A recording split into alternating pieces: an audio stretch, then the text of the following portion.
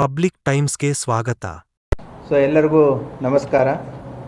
ಇವತ್ತಿನ ದಿನ ಕಳೆದ ತಿಂಗಳು ಮಣ್ಣುಗುಳಿಯಲ್ಲಿ ಆದಂತಹ ಕೆನರಾ ಬ್ಯಾಂಕ್ ಕಳ್ಳತನ ಪ್ರಕರಣಕ್ಕೆ ಸಂಬಂಧಪಟ್ಟಂತೆ ಇವತ್ತಿನ ಪತ್ರಿಕಾಗೋಷ್ಠಿಯನ್ನು ಕರೆಯಲಾಗಿದೆ. ಈ ಪತ್ರಿಕಾಗೋಷ್ಠಿ ಇದು ಭಾಗ 1. ಇದರಲ್ಲಿ ಆಗಿರುವಂತಹ ಘಟನೆಗಳು ಮತ್ತು ಈಗ ತನಿಖೆಯಲ್ಲಿ ಆದಂತಹ ಏನು ಘಟನೆಗಳಿದ್ದಾವೆ ಅದನ್ನು ತಮ್ಮ ಗಮನಕ್ಕೆ ತರ್ತಾ ಇದ್ದೀವಿ. ದಿನಾಂಕ 23/5/2025 ಮತ್ತು 24/5/2025 ಈ 2 ದಿನಗಳು ಮಧ್ಯದಲ್ಲಿ ಮಣ್ಣುಗುಳಿಯಲ್ಲಿದ್ದಂತಹ ಬ್ಯಾಂಕಿನಲ್ಲಿ ಕಳ್ಳತನ ಆಗಿದೆ ಅಂತಂತೇಳಿ ಅವರ ಬ್ಯಾಂಕ್ ಮ್ಯಾನೇಜರು ಒಂದು ಕಂಪ್ಲೇಂಟನ್ನು ಕೊಟ್ಟಿದ್ದರು. ಬ್ಯಾಂಕ್ ಸೇಫ್ ಲಾಕರ್ ರೂಮನ್ನು ಒಳಗಡೆ ನುಗ್ಗಿ ಬ್ಯಾಂಕ್ನಲ್ಲಿದ್ದಂತಹ ಸುಮಾರು 53,26,00,000 ಮೌಲ್ಯದ 58 kg ಬಂಗಾರ ಮತ್ತು 5 ಲಕ್ಷ ರೂಪಾಯಿ ದುಡ್ಡು ಕಳ್ಳತನ ಆಗಿದೆ. ಯಾರು ಮಾಡಿದರೆ ಗೊತ್ತಿಲ್ಲ ಅಂತಂತ ಹೇಳಿ ಅವ್ರ ಬ್ಯಾಂಕ್ ಮ್ಯಾನೇಜರ್ ಒಂದು ಕಂಪ್ಲೇಂಟನ್ನು ಕೊಟ್ಟಿರ್ತಾರೆ. ಆ ಹಿನ್ನೆಲೆಯಲ್ಲಿ ಮಣ್ಣುಗುಳಿ ಪೊಲೀಸ್ ಠಾಣೆಯಲ್ಲಿ ಅಪರಾಧ ಕ್ರಮಾಂಕ ಸಂಖ್ಯೆ 69/25 ಮತ್ತು BNS ಅಡಿಯಲ್ಲಿ ಸೆಕ್ಷನ್ಸ್ಗಳ ಅಡಿಯಲ್ಲಿ ಪ್ರಕರಣವನ್ನು ದಾಖಲು ಮಾಡಿಕೊಂಡು ಪೊಲೀಸ್ ಇಲಾಖೆ ಈ ಪ್ರಕರಣವನ್ನು ಕೈಗೊಂಡಿರುತ್ತದೆ. ಆದಂತಹ ಪ್ರಮಾಣ ಮತ್ತು ಆದಂತಹ ಘಟನೆಗೆ ಸಂಬಂಧಪಟ್ಟಂತೆ ಪೊಲೀಸ್ ಇಲಾಖೆ ಒಟ್ಟು 8 ತನಿಖಾ ತಂಡಗಳನ್ನು ರಚನೆ ಮಾಡಿರುತ್ತೆ. ಅಡಿಷನಲ್ SP ನಮ್ಮ ರಾಮನಗೌಡ ಹಟ್ಟಿಯವರ ಮಾರ್ಗದರ್ಶನದಲ್ಲಿ 8 ತಂಡಗಳು ಕೆಲಸವನ್ನು ನಿರ್ವಹಿಸಲಿಕ್ಕೆ ಒಂದು ಆದೇಶವನ್ನು ಮಾಡಿ DSP ರೂರಲ್ ಅವರ ಒಂದು ತಂಡ, CPI ರೂರಲ್ ಅವರ ಒಂದು ತಂಡ, DSP ಸುನಿಲ್ ಕಾಂಬ್ಳೆ ಅವರ ಒಂದು ತಂಡ, DSP ಬಾಗೇವಾಡಿ ಬಲ್ಲಪ್ಪ ನಂದಗಾವಿ ಅವರ ಒಂದು ತಂಡ, ಟೆಕ್ನಿಕಲ್ ತಂಡ ಮತ್ತು ಅವರ ಜೊತೆಗೆ ನಮ್ಮ ಇನ್ಸ್ಪೆಕ್ಟರ್ ಬಾಗೇವಾಡಿ ಗುರುಶಾಂತ್ ದಾಶಾಳ್ ಅವರ ಒಂದು ತಂಡ, CPI ನಿಡಗುಂದಿ ಅಶೋಕ್ ಚವ್ಹಾಣ್ ಅವರ ಒಂದು ತಂಡ, ಅದರ ಜೊತೆಗೆ ಸುಮಾರು 10ಕ್ಕಿಂತಲೂ ಹೆಚ್ಚು PSI ರವರು ಈ ತಂಡಗಳಲ್ಲಿ ಮತ್ತು ಆ ಸಿಬ್ಬಂದಿಗಳನ್ನು ಒಳಗೊಂಡಂಥ ಒಂದು ತಂಡವನ್ನು ರಚನೆ ಮಾಡಿರುತ್ತೆ. ಯಾಕಂತಂದರೆ ಆದಂತಹ ಘಟನೆ ಸ್ವರೂಪ ಮತ್ತು ಗಂಭೀರತೆಯನ್ನು ತಿಳ್ಕೊಂಡು ಈ ತಂಡಗಳನ್ನು ರಚನೆ ಮಾಡಿ ಪೊಲೀಸ್ ಇಲಾಖೆ ಕಾರ್ಯಪ್ರವೃತ್ತರಾಗಿರುತ್ತೆ. ಆ ಹಿನ್ನೆಲೆಯಲ್ಲಿ ಈಗ ಈ ಪ್ರಕರಣದಲ್ಲಿ ಆರೋಪಿಗಳಾದಂತಹ ವಿಜಯ್ ಕುಮಾರ್ ಮಿರಿಯಾಳು 41 ವರ್ಷ, ಈತ ಬ್ಯಾಂಕ್ ಮ್ಯಾನೇಜರ್ ಆಗಿ ನಮ್ಮ ಕೋಲಾರ ತಾಲೂಕಿನ ರೋಣಿಹಾಳ್ ಬ್ಯಾಂಕಲ್ಲಿ ಕೆಲಸ ಮಾಡ್ತಾ ಇದ್ದಾನೆ.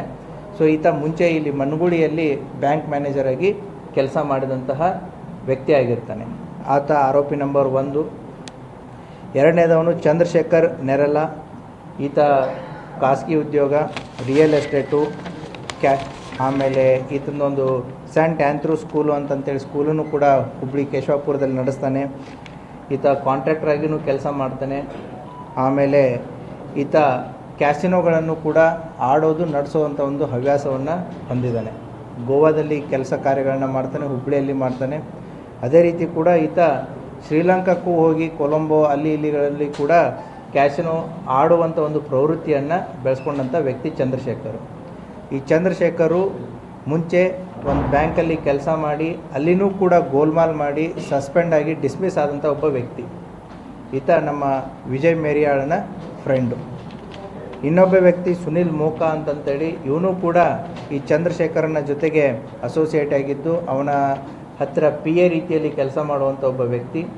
ಇವನು ಕೂಡ ಈಗೇನು ಚಂದ್ರಶೇಖರ್ ಇದ್ದಂಥ ಎಲ್ಲ ಚಟಗಳನ್ನು ಕೂಡ ಇವನಿಗೂ ಇರುವಂಥ ಒಬ್ಬ ವ್ಯಕ್ತಿ. ಈ ಮೂವರು ಈಗ ಆರೋಪಿಗಳನ್ನ ನಾವು ಬಂಧನ ಮಾಡಿದ್ದೀವಿ.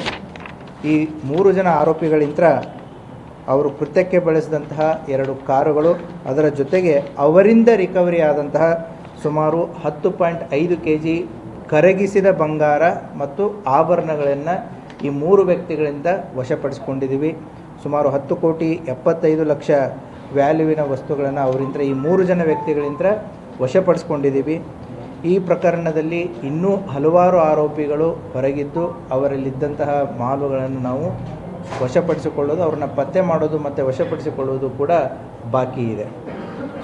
ಆ ಹಿನ್ನೆಲೆಯಲ್ಲಿ ಪೊಲೀಸ್ ಇಲಾಖೆ ಈಗ ಈ ಪ್ರಕರಣದಲ್ಲಿ ಮಾಡಿದವರು ಯಾರು ಅನ್ನೋದನ್ನು ಭೇದಿಸುವುದರಲ್ಲಿ ಯಶಸ್ವಿಯಾಗಿದೆ. ಈ ಪ್ರಕರಣದಲ್ಲಿ ಇದ್ದಂತಹ ಆರೋಪಿಗಳನ್ನು ಪತ್ತೆ ಮಾಡಲಾಗಿದೆ ಮತ್ತು ಇನ್ನೂ ಉಳಿದ ಆರೋಪಿಗಳ ಬಗ್ಗೆ ಹೆಚ್ಚಿನ ತನಿಖೆಯನ್ನು ಕೈಗೊಂಡು ಅವರಿಂದನೂ ಕೂಡ ನಾವು ಇದನ್ನು ಏನು ಡಿವೈಡ್ ಮಾಡ್ಕೊಂಡಿದ್ದಾರೆ, ಹಂಚಿಕೊಂಡಿದ್ದಾರೆ. ಸೊ ಅವರಿಂದಲೂ ಕೂಡ ನಾವು ಆಭರಣಗಳನ್ನು ವಶಪಡಿಸಿಕೊಳ್ಳುವಂಥ ಕಾರ್ಯ ಇನ್ನೂ ಇದೆ. ಸೊ ಆದಷ್ಟು ಬೇಗನೆ ಕೂಡ ಉಳಿದಂಥ ಆರೋಪಿಗಳನ್ನು ಪತ್ತೆ ಮಾಡಿ ಪ್ರಕರಣದಲ್ಲಿರುವಂತಹ ಉಳಿದಂಥವರನ್ನು ಕೂಡ ಆದಷ್ಟು ಬೇಗನೆ ಕ್ರಮ ಕೈಗೊಳ್ಳುವಂಥ ವಿಶ್ವಾಸ ಪೊಲೀಸ್ ಇಲಾಖೆಯಲ್ಲಿದೆ. ನೀವು ಕೇಳುವಂಥ ಕೆಲವು ಪ್ರಶ್ನೆಗಳಿಗೆ ನಾನೇ ಮೊದಲು ಕೆಲವೊಂದಿಷ್ಟು ಉತ್ತರಗಳನ್ನು ಕೊಡ್ತೀನಿ. ಸೊ ಇದು ಸುಮಾರು ತಿಂಗಳುಗಳಿಂದ ಪ್ಲ್ಯಾನ್ ಮಾಡಿದ್ದಾರೆ. ಫೆಬ್ರವರಿ ತಿಂಗಳಿಂದಲೇ ಇದನ್ನು ಪ್ಲ್ಯಾನ್ ಮಾಡಿದ್ದಾರೆ. ಯಾವ ರೀತಿ ಇದನ್ನು ಮಾಡಬೇಕು, ಎಕ್ಸಿಕ್ಯೂಟ್ ಮಾಡಬೇಕು ಅನ್ನೋದನ್ನು ಹಲವಾರು ಬಾರಿ ಚರ್ಚಿಸಿದ್ದಾರೆ. ಹಲವಾರು ಬಾರಿ ಇವರು ಮಣಗುಳಿಗೂ ಕೂಡ ಬಂದು ಹೋಗಿದ್ದಾರೆ. ಅಲ್ಲಿ ಇದ್ದಂಥ ಏರಿಯಾವನ್ನು ಪೂರ್ತಿ ಸ್ಟಡಿ ಮಾಡಿದ್ದಾರೆ. ಎಲ್ಲೆಲ್ಲಿ CCTVಗಳಿವೆ, ನಾವು ಯಾವ ದಾರಿಯಲ್ಲಿ ಬರಬೇಕು, ಯಾವ ರೂಟಲ್ಲಿ ಹೋಗಬೇಕು, ಯಾವ ರೀತಿ ಮಾಡಬೇಕು ಅನ್ನೋದನ್ನು ಕೂಡ ಅವರು ಹಲವಾರು ತಿಂಗಳುಗಳಿಂದ ಅದನ್ನು ಸ್ಟಡಿ ಮಾಡಿದ್ದಾರೆ.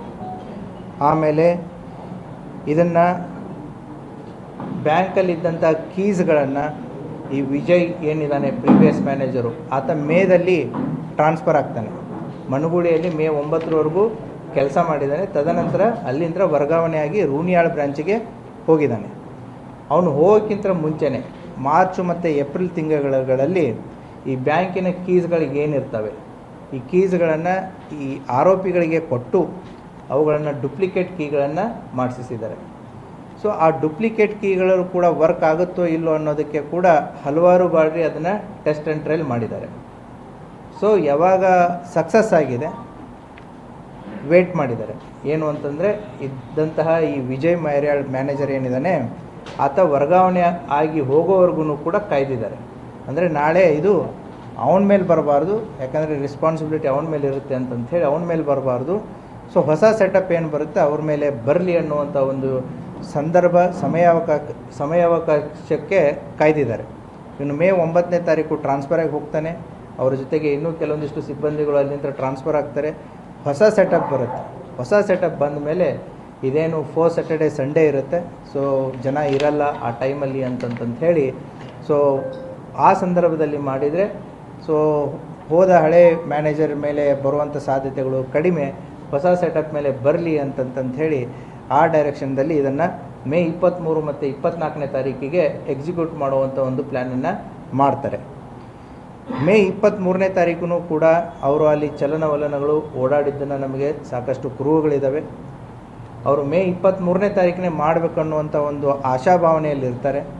ಅವತ್ತು RCB ಮತ್ತು ಏನು ನಮ್ಮ ಸನ್ರೈಸರ್ಸ್ ಹೈದರಾಬಾದ್ ಮ್ಯಾಚ್ ಇರುತ್ತೆ. ಸೊ ಹಾಗಾಗಿ ಹೊರಗಡೆ ಜನರ ಓಡಾಟ ಸಾಕಷ್ಟು ಇರುತ್ತೆ, ಹುಡುಗರ ಓಡಾಟ ಜಾಸ್ತಿ ಇರುತ್ತೆ. ಸೊ ಅನ್ಫಾರ್ಚುನೇಟ್ಲಿ ಅವತ್ತು ಮಳೆನೂ ಆಗಲ್ಲ ಮತ್ತು ಆ ಮ್ಯಾಚನ್ನು RCB ಸೋಲುತ್ತೆ. ಸೊ ಆ ಹಿನ್ನೆಲೆಯಲ್ಲಿ RCB ಸೋತಿದ್ದಕ್ಕೆ ಮಳೆ ಬರದೇ ಇದ್ದದಕ್ಕೋಸ್ಕರ ಸೊ ಅವತ್ತಿನ ಪ್ಲ್ಯಾನನ್ನು ಅವರು ಪೋಸ್ಟ್ಪೋನ್ ಮಾಡ್ತಾರೆ. ಒಂದು ವೇಳೆ RCB ಗೆದ್ದು ಅಲ್ಲಿ ಪಟಾಕ್ಷಿಗಳ ಸಂಭ್ರಮ ಆಗಿದ್ದರೆ ಆ ಸೌಂಡಲ್ಲಿ ಒಳಗಡೆ ನುಗ್ಗಬೇಕು ಅನ್ನೋದು ಅವ್ರದ್ದು ಪ್ಲ್ಯಾನ್ ಆಗಿರುತ್ತೆ. ಸೊ ಹಾಗಾಗಿ 23ನೇ ತಾರೀಕು ಈ ಎರಡೂ ವಿಚಾರಗಳಿಂದ ಅದನ್ನು ಪೋಸ್ಟ್ಪೋನ್ ಮಾಡ್ತಾರೆ. 24ನೇ ತಾರೀಕನ್ನು ಆಯ್ಕೆ ಮಾಡ್ಕೋತಾರೆ. ಅದು ಶನಿವಾರ. ಅವತ್ತು ಕೂಡ ರಜೆ ಇರುತ್ತೆ. ಮತ್ತು ಇವರಿಗೆ ಎಲ್ಲೆಲ್ಲಿ CCTVಗಳಿರ್ತವೆ ಏನಿರ್ತವೆ ಅನ್ನೋದೆಲ್ಲ ಗೊತ್ತಿರುತ್ತೆ. ಅವುಗಳನ್ನು ಎಲ್ಲ ಡೈವರ್ಟ್ ಮಾಡಿ ಇಟ್ಟಿರ್ತಾರೆ. ಸೊ ಅಷ್ಟೇ ಅಲ್ಲದೆ ಕೂಡ ಅಲ್ಲಿ ಹೈ ಮಾಸ್ಕ್ ಲೈಟ್ ಇರುತ್ತೆ. ಹೈ ಮಾಸ್ಕ್ ಲೈಟದ್ದನ್ನು ಕೂಡ ಇವರು ಕೇಬಲನ್ನು ಕಟ್ ಮಾಡಿ ಅದನ್ನು ಆಫ್ ಮಾಡಿರ್ತಾರೆ. ಸೊ 24ನೇ ತಾರೀಕು ಅವರು ಬಂದಂಥ ದಾರಿಗಳು, ಹೋದಂಥ ದಾರಿಗಳು, ಸೊ ಏನೇನು ಮಾಡಬೇಕು, ತಮ್ಮ ಇರುವಿಕೆಯನ್ನು ಯಾವ ರೀತಿ ಅದನ್ನು ಮುಚ್ಚಿಡಬೇಕು, ಎಲ್ಲ ರೀತಿಯಿಂದ ಅವರು ಪ್ರಯತ್ನಗಳನ್ನು ಮಾಡಿರ್ತಾರೆ. ಸೊ ರಸ್ತೆ ಆಗಿರ್ಬೋದು, ಟೆಕ್ನಾಲಜಿ ಆಗಿರ್ಬೋದು, ಬೇರೆ ಏನೆಲ್ಲ ಮಾಡ್ಬೋದು, ಸಾಕಷ್ಟು ರೀತಿಯ ಇಂಗ್ಲೀಷ್ ಮೂವೀಸ್ಗಳನ್ನು, ಹಿಂದಿ ಮೂವೀಸ್ಗಳನ್ನು, ನೆಟ್ಫ್ಲಿಕ್ಸು, ಅಮೆಜಾನ್ಸ್ಗಳಲ್ಲಿ ಸಾಕಷ್ಟು ಅವುಗಳನ್ನು ಅಧ್ಯಯನ ಮಾಡಿ ಪ್ಲ್ಯಾನನ್ನು ಮಾಡಿರ್ತಾರೆ. ಸೊ ಯಾವ ರೀತಿ ನಾವು ಪೊಲೀಸರಿಂದ ತಪ್ಪಿಸ್ಕೊಳ್ಬೋದು ಅಂತಂದು ಅವರ ವೇಷಭೂಷಣಗಳನ್ನು ಕೂಡ ಅವರು ಡಿಸೈಡ್ ಮಾಡಿರ್ತಾರೆ. ಯಾವ ವ್ಯಕ್ತಿಗೆ ಯಾವ ರೀತಿಯಾದಂಥ ವೇಷಭೂಷಣಗಳನ್ನು ಹಾಕಬೇಕು, ಹೇಗೆ ಹಾಕಬೇಕು. ಸೊ ಪ್ರತಿಯೊಂದನ್ನು ಮಾಸ್ಕು, ಹೆಲ್ಮೆಟ್ಟು, ಮರೀಚಿಕೆಗಳನ್ನು ಯೂಸ್ ಮಾಡ್ತಾರೆ. ಸೊ ಯೂಸ್ ಮಾಡಿ ಎಲ್ಲಿಯೂ ಕೂಡ ಕುರುಹುಗಳು ಬರಬಾರ್ದು ಅನ್ನೋವಂಥ ಒಂದು ಇದರಲ್ಲಿ ಪ್ಲ್ಯಾನನ್ನು ಮಾಡಿರ್ತಾರೆ. ಅಷ್ಟೇ ಅಲ್ಲದೆ ಇಲ್ಲಿ ವೆಹಿಕಲ್ಸ್ಗಳನ್ನು ಯಾವ ರೀತಿ ಯೂಸ್ ಮಾಡಬೇಕು ಅನ್ನೋದನ್ನು ಕೂಡ ಅವರು ಮೊದಲೇ ಪ್ಲಾನ್ ಮಾಡಿದ್ದಾರೆ. ಸೊ ಇಲ್ಲಿ ಒಂದು ಟ್ರಕ್ಕನ್ನು ಯೂಸ್ ಮಾಡಿದ್ದಾರೆ, ಇಲ್ಲಿ ಓಡಾಡೋದಕ್ಕೆ ಟೂ ವೀಲರ್ಸ್ಗಳನ್ನ ಯೂಸ್ ಮಾಡಿದ್ದಾರೆ. ಸೊ ಆ ಟ್ರಕ್ಗಳಲ್ಲಿ ಈ ಟೂ ವೀಲರ್ಸ್ಗಳನ್ನು ಸಾಗಿಸಿದ್ದಾರೆ. ಸೊ ದ್ಯಾಟ್ ಆ ಟೂ ವೀಲರ್ಸ್ಗಳು ಎಲ್ಲಿ ಹೋಯ್ತು, ಏನು ಮಾಡ್ತು ಅನ್ನೋದನ್ನು ಗೊತ್ತಾಗಬಾರ್ದು ಅಂತಂದು. ಸೊ ಈ ರೀತಿಯಾದಂತಹ ಅಂದರೆ ಈ ಮೂವೀಸ್ಗಳ ಪರಿಣಾಮ, ನೆಟ್ಫ್ಲಿಕ್ಸು, ಅಮೆಜಾನ್ಸ್ಗಳಲ್ಲಿ ಬರುವಂತಹ ಕ್ರೈಮ್ ಸ್ಟೋರೀಸ್ಗಳು, ಇವುಗಳನ್ನ ಎಲ್ಲವನ್ನ ನೋಡಿ ಮಾಡಿ ಇದನ್ನು ಸರಿಯಾದಂಥ ಒಂದು ಪ್ಲ್ಯಾನನ್ನು, ಸಿದ್ಧತೆಯನ್ನು ಮಾಡ್ಕೊಂಡಿದ್ದಾರೆ. ಇನ್ನಷ್ಟು ಸುದ್ದಿಗಳನ್ನು ನೋಡಲು ಪಬ್ಲಿಕ್ ಟೈಮ್ಸ್ ಸಬ್ಸ್ಕ್ರೈಬ್ ಮಾಡಿ, ಬೆಲ್ ಬಟನ್ ಒತ್ತಿ.